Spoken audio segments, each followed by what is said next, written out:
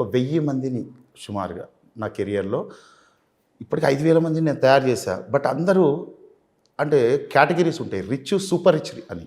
నేను రిచ్ని కూడా కన్సిడర్ చేయను, సూపర్ రిచ్ కేటగిరీకి రావాలి. ఎవ్రీ ఇయర్ వాళ్ళ ఇన్కము కోట్లల్లో ఉండాలండి, యాన్యువల్ ఇన్కమ్స్. ఇక్కడ నేను మంత్లీ ఇన్కమ్స్ మాట్లాడడం, ఎందుకంటే మార్కెటింగ్ అనేది యాక్చువల్గా ఒక బిజినెస్ కాన్సెప్ట్ లాంటిది. మార్కెటింగ్ అంటే మన జాబ్ కాదు. అండ్ మార్కెటింగ్లో బిజినెస్ కాన్సెప్ట్ అన్నప్పుడు బిజినెస్ మైండ్ సెట్ని మేము రెడీ చేస్తాం వాళ్ళకి. ఎందుకంటే employee mind set is different, business mind set is different. So first business mind సెట్ని మనం రెడీ చేస్తాం, మేము చేస్తాం నేర్పించి. ఆ బిజినెస్ మైండ్ సెట్ రెడీ చేసినప్పుడు ఆ బిజినెస్ మైండ్ సెట్ ఏమంటుంది, ఎంప్లాయ్ మైండ్ సెట్ నాకు కారు కావాలంటుంది, బిజినెస్ మైండ్ సెట్ పలాని బ్రాండ్ కారు కావాలి అంటుంది. అంటే ఇక్కడికి వస్తే మారిపోతుంది. సో అలా వాళ్ళని సూపర్ రిచెస్ట్ కేటగిరీకి తీసుకురావాలి. ఎందుకంటే ఇక్కడ తేడా ఏంది అంటే జాబ్లో వర్కింగ్ అవర్స్, శాలరీ 3 ఉంటాయి. మన మధ్యతరగతి వాళ్ళు 180% మంది చదివేది బతికేది జాబ్ గురించి, రైట్? నేను తప్పనట్లేదు, చేసుకోండి. ఎందుకంటే చిన్నప్పటి నుంచి మనం అలానే పెంచారు కాబట్టి మనం జాబ్ చేస్తున్నాం. కానీ జాబ్లో 3 విషయాలు ఉంటాయండి: వర్కింగ్ అవర్స్, శాలరీ. మీరు ఎన్నాళ్ళు పనిచేసినా, రిటైర్ అయ్యే వరకు పనిచేసినా, ఒక్కదానికి కూడా ఈవెన్ దో వర్క్కి కానీ, వర్కింగ్ అవర్స్కి కానీ, శాలరీ కానీ మనం ఎంప్లాయీ డిసిజన్ మేకర్ కాలేడు. 3టికి కూడా బాసే డిసిజన్ మేకర్. నువ్వేం పని చేయాలో తనే చెప్తాడు, ఏ షిఫ్ట్ల ప్రకారం పని చేయాలో తనే చెప్తాడు, ఎంత శాలరీయో కూడా తనే చెప్తాడు, రైట్? ఎంప్లాయీ చేతిలో ఏం లేదు అప్ టు రిటైర్మెంట్. కానీ మార్కెటింగ్లో చూడండి, మార్కెటింగ్లో కూడా 3 ఉంటాయి: వర్కింగ్ అవర్స్, ఇన్కమ్. ఇక్కడ శాలరీ అని లేదు, ఇన్కమ్ అనే పదం వాడతారు, రైట్? ఇక్కడ వచ్చే డబ్బుని ఇన్కమ్ అంటారు కాబట్టి ఇన్కమ్ అనే పదం బిజినెస్ రిలేటెడ్. సో మార్కెటింగ్ అనేది బిజినెస్ రిలేటెడ్ కాన్సెప్ట్ అనేది ఇక్కడ ఒక హింట్ ఇస్తాం, అర్థమవుతుంది మనకి.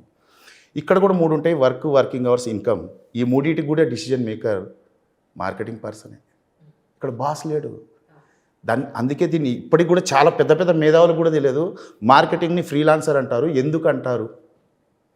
ఎందుకు అంటారంటే ఫ్రీగా మనకి ఏం లేదు, ఫ్రీడమ్ బై, అందుకే అంటారు కానీ టెక్నికల్గా ఆన్సర్ చేసేవాళ్ళు లేరండి. కరెక్ట్.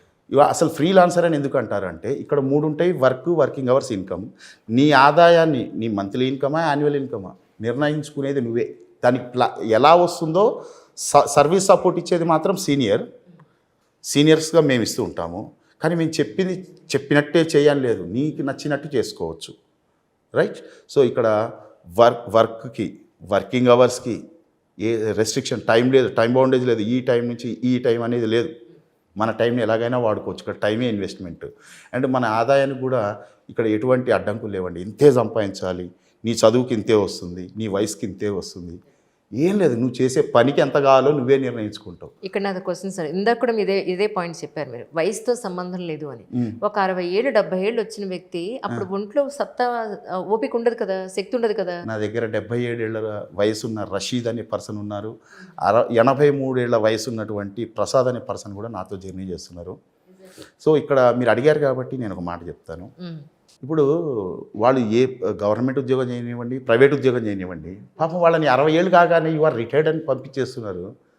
60 ఏళ్ళ తర్వాత దేశాన్ని పరిపాలించవచ్చు, వాళ్ళ ఇంటిని వాళ్ళు ఆదుకునే అర్హత ఎందుకు తీసేస్తున్నారండి? అంటే వాళ్ళ కుటుంబ పోషణ అవసరం లేదా అప్పటికి వాళ్ళకి? అంటే ఆ ఏజ్కి వచ్చేటప్పటికి నేను అనుకోవడం ఏంటంటే బాధ్యతలన్నీ తీరిపోయి రాజకీయాల్లో ఇది నాకు చాలు, ఇంకా నేను కష్టపడలేని మనిషి అనుకుంటాడా? వాళ్ళని తయారు చేశారండి అట్లా. కానీ 0 to హీరో అధినేతగా నేనేమంటా తెలుసా? Maybe you are retired but not tired. Maybe you are retired but not tired. ఓపిక ఉన్నంత వరకు కాదు, ఊపిరి ఉన్నంత వరకు సంపాదించవచ్చు, పని చేయొచ్చు ఏ వ్యక్తికైనా. సో ఆ ఏజ్ జోనర్లో ఉన్న వాళ్ళకి మీరు ఏం అడ్వైస్ చేస్తారు? డెఫినెట్గా ఎవరైనా రావచ్చు అండి, ఎందుకంటే నేను నేర్పేదే 100% అండి. అప్పుడు ఇంకా హ్యాపీ, ఎందుకంటే ఈ ఎంప్లాయీగా 30-35 ఇయర్స్ పనిచేసిన అనుభవం ఉంటుంది. అంటే మనిషి బాగా ట్యూన్ అయిపోయిండు ఎంప్లాయీ మైండ్ సెట్. అంటే ఒక బాస్ ఎవరో నాకు ఆర్డర్ చేస్తారు, ఈ 8 అవర్స్ ఆయన చెప్పిన పని నేను చేయాలి, నాకు ఇంత సంపాదన వస్తుంది, ట్యూన్ అయిపోయి ఉన్నాడు. ఈ ఫ్రీలాన్సర్లోకి వచ్చి ఆ ఎంప్లాయీ మైండ్ సెట్తో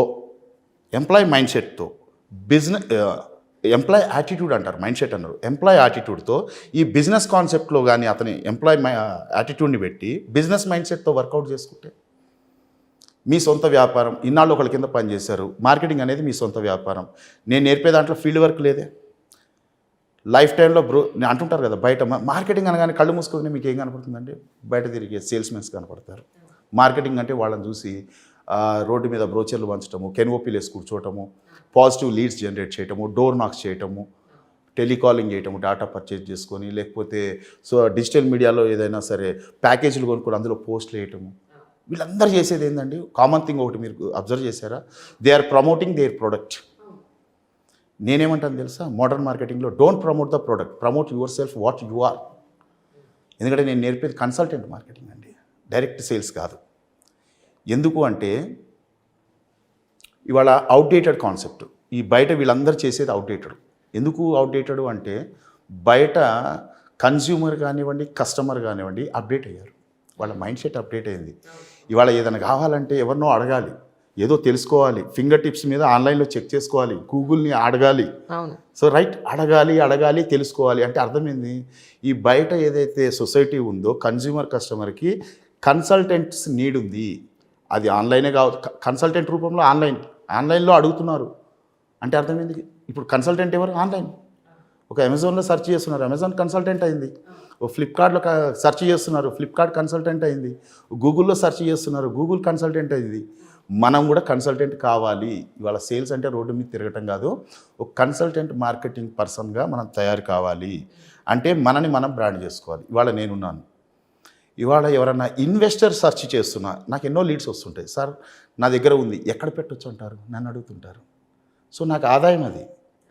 సార్ సంపాదించాలని చెప్తుంటారు కదా, ఎలా సంపాదించాలి, అందులో నుంచి వీళ్ళకి ఖర్చు పెడుతుంటాను. మనకెంత కావాలో అంత తీసుకెళ్తాను, మిగతాదంతా కూడా ఇక్కడ నేను ట్రైనింగ్స్ ఖర్చు పెడుతుంటాను.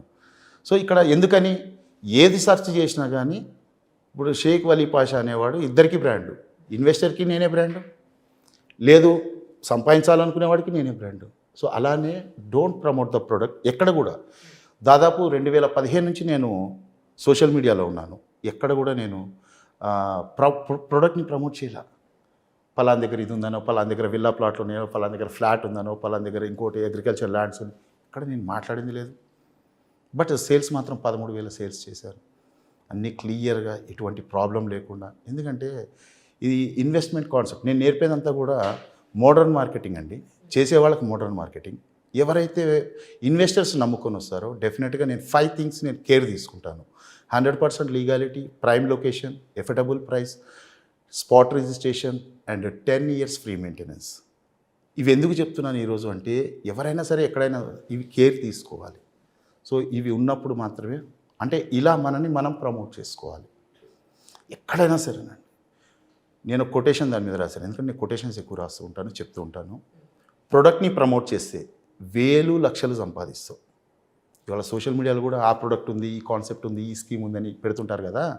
సో నీ ప్రోడక్ట్ని కానీ కాన్సెప్ట్ని కానీ ప్రమోట్ చేసుకుంటే 1,000 లక్షలు సంపాదిస్తారు. మిమ్మల్ని మీరు ప్రమోట్ చేసుకోవటం మొదలు పెడితే కోట్లు సంపాదిస్తారు. You will become a consultant one of the day. Queue కడతారు మీ దగ్గర, మనం ఎక్కడ బయటికి పోని అవసరం లేదు. సో మన దగ్గరికే రావాలి లీడ్స్, మనని కలవాలి, మనం మంచి సర్వీస్ ఇవ్వాలి. ఎందుకంటే సేల్స్మెన్కి వారం 10 రోజులు ట్రైనింగ్ చాలు, కానీ కన్సల్టెంట్గా మారాలంటే మాత్రం 90 days ట్రైనింగ్ తీసుకోవాలి. ఎందుకంటే కంటెంట్ ఎక్కువ ఉండాలి వాళ్ళ దగ్గర. నేను నేర్పేదే ఆస్కింగ్. నేను ఫస్ట్ స్టార్ట్ చేసేది రోజెస్ మీటింగ్ 90 days అన్నాను కదా, డైలీ 2 hours, వీక్లీ 5 days. నేను నేర్పేది ద పవర్ ఆఫ్ ఆస్కింగ్. అంటే ఏంటండి ఆస్కింగ్ అంటే? క్వశ్చన్ చేయడమే. ఆల్మోస్ట్ ఆస్కింగ్ అంటే క్వశ్చన్ చేయడం, అడగటము అంటుంటారు, రైట్? కానీ ఆస్కింగ్ అంటే అడగటం కాదు.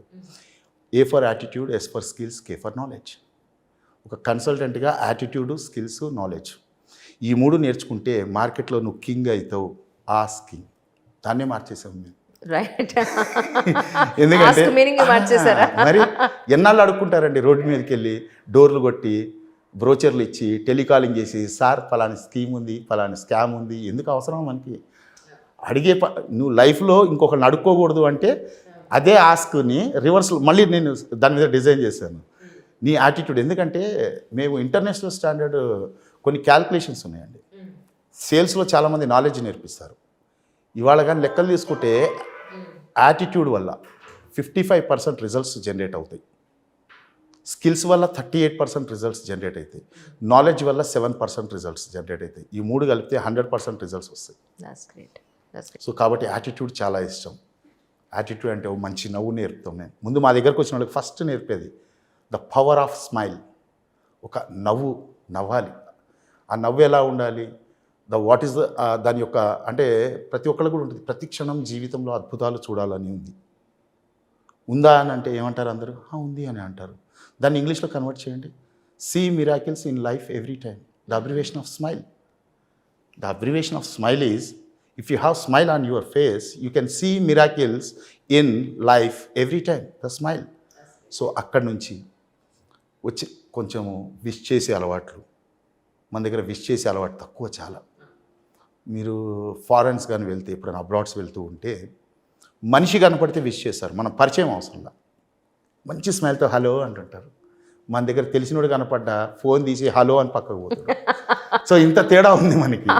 సో కాబట్టి ఒక వ్యక్తి కమ్యూనికేషన్ స్కిల్స్ నేర్పుతాం, ఓ విషింగ్, ఒక స్మైల్ యొక్క పవర్ నేర్పుతాం, the power of ask, attitude, skills, knowledge, skills నేర్పుతాం.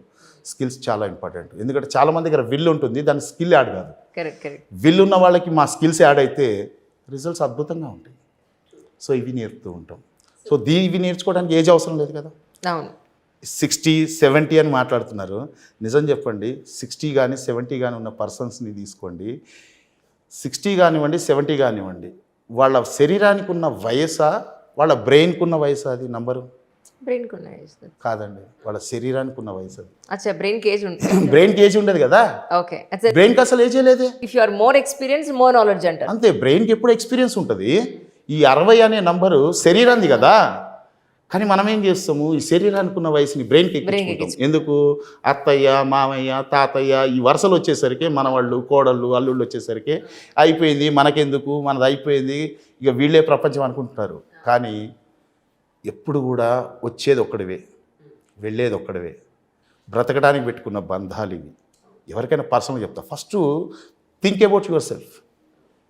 నువ్వేంది. ఈవెన్ మేము సంపాదనలో కూడా అంటామండి. ఇవాళ నువ్వు ఎంత సంపాదిస్తున్నావో ఫస్ట్ నీ మీద ఖర్చు పెట్టుకోవాలి. ఒక పర్సంటేజ్ ఉంటుంది. ఎందుకంటే తాను అనుభవించలేని సంపాదన ఎంత ఉన్నా వృధానే. సో కాబట్టి సంపాదనలో మొదటి భాగం నీ మీద నువ్వు ఖర్చు పెట్టుకోవాలి.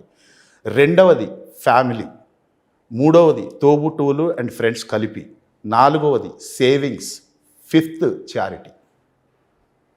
కాబట్టి సంపాదించుకోవాలి ఇప్పటికి కూడా ఎందుకంటే వాళ్ళ యవ్వనంలో అన్ని బరువులు బాధ్యతలే. ఈరోజు 60 వచ్చినాయి కదా, నువ్వు రిటైర్ అంటున్నారు అక్కడ ఆఫీస్లో, ఇక్కడ కూడా తాత అంటున్నారు. అయిపోయాయి ఇంకా ఈజీ చైర్ నుంచి బెడ్ మీద నుంచి పాపం పాయ్. ఎంత వయసు వచ్చేసింది. కాబట్టి మేము వాళ్ళ మీద స్పెషల్ కేర్ తీసుకుంటానండి. ఎందుకంటే ఒకప్పుడు వాళ్ళు యవ్వనంలో ఉన్నప్పుడు, వాళ్ళు ఏజ్లో ఉన్నప్పుడు, జాబులు, బాధ్యతలు, ఫ్యామిలీ, ఇవన్నీ వాళ్ళు ఎంత చేసి ఉంటారు ఫ్యామిలీకి. ఇవాళ వాళ్ళని రిటైర్డ్ అని చెప్పి పక్కన కూర్చోబెడితే తప్పు కదా. అదే కాదు, తల్లిదండ్రులు ఎలా చూసుకోవాలని. ఎందుకంటే డబ్బు సంపాదన ఒకటే కాదు, ఆ డబ్బుని కరెక్ట్ వాడుకోకపోతే, తల్లిదండ్రులు ఖర్చు పెట్టలేకపోతే, కొంతమంది వస్తారు, వాడు సంవత్సరం తిరుపతి పోతాడు, తల్లిదండ్రులు మాత్రం చూడటానికి ఒక్కరోజు కూడా పోడు. నేను వాడిని క్లియర్గా చెప్తా, అరే నువ్వు తల్లిదండ్రులను కరెక్ట్గా చూసుకో, తెచ్చి ఇంట్లో పెట్టుకో. ఏ గుళ్ళకి వెళ్ళక్కర్లేదు. ఎందుకు? తల్లిదండ్రులే ప్రత్యక్ష దైవం కదా. నిన్ను భూమి మీదకి తెచ్చిన దైవాలను వదిలిపెట్టి నువ్వు తిరుపతి పోయి మాత్రం లాభం ఏంది? అక్కడ వెళ్ళొద్దంట్లా. ముందు ఫస్ట్ నీ బాధ్యత, ఇది రెస్పాన్సిబిలిటీ, అవునా కదా. సో అలానే ఇవన్నీ నేర్పుతాము. తోబుట్టువులు, ఫ్రెండ్ ఎలా వాళ్ళకి సపోర్ట్గా ఉండాలి. తర్వాత వాళ్ళ పిల్లలకి ఎంతవరకు, కొంతమంది అంటుంటారు, దేనికి వచ్చినావు సార్? నా పిల్లలకి వాళ్ళు ఏ ఇబ్బంది లేకుండా వాళ్ళకి ఏదైనా చేయడానికి వచ్చినా. మరి నువ్వు పడే ఇబ్బందులు ఫస్ట్ నీ గురించి ఆలోచించుకున్నా. పిల్లలకి ఎప్పుడైనా ఎవరైనా ఎంతవరకు చేయాలి అంటే, వాళ్ళ ఎడ్యుకేషన్ కంప్లీట్ అయ్యే వరకు సపోర్ట్ చేయి, వాళ్ళ వింగ్స్ స్ట్రాంగ్ చేయాలంటారు. ఈవెన్ బర్డ్ కూడా చూడండి, గూట్లో పక్షి ఎంతవరకు దానికి ఫీడింగ్ బయట నుంచి తీసుకొచ్చి తినిపిస్తుంది అంటే, దానికి రెక్కలు వచ్చేంత వరకు. ఎప్పుడైతే తల్లికి తెలిసిందో ఇది ఎగరగలదు అని తెలిసిందో, అది బద్ధకంగా కూర్చున్నా నెట్టి కిందకి తోసేస్తుంది. ఎందుకు? అది ఎగరాలి, సెల్ఫ్ ఫీడ్, దానికి అది ఫీడ్ చేసుకోవాలి. అలా చేయాలే కానీ సర్కస్లో పులులాగా టైంకి పెడితే అది పులి ఎందుకైంది, పిల్లి అయిపోతుంది కదా. కాబట్టి ఇవన్నీ కూడా మేము ఇదేనండి పర్సనాలిటీ డెవలప్మెంట్ అంటే.